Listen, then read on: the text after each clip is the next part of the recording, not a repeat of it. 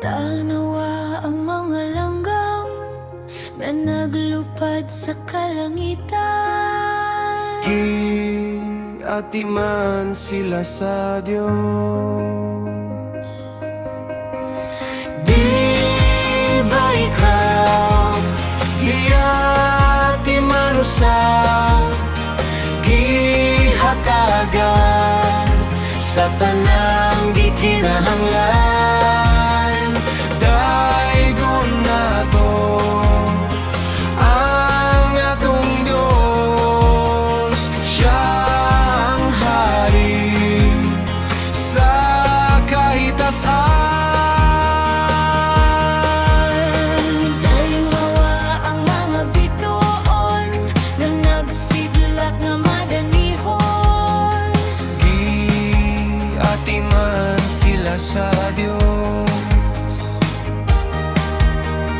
Tanawa ang mga isda nga naglangoy sa kadagatan. Giatiman sila sa Diyos. Di ba ikaw giatiman usab, gihatagan sa tanang gikinahanglan. Daigon nato ang atong Diyos, Siya ang hari sa kahitasan.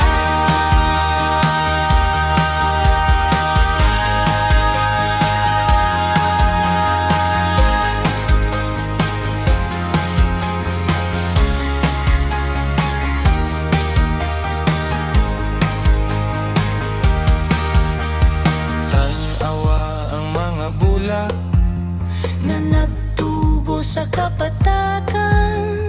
giatiman sila sa Diyos.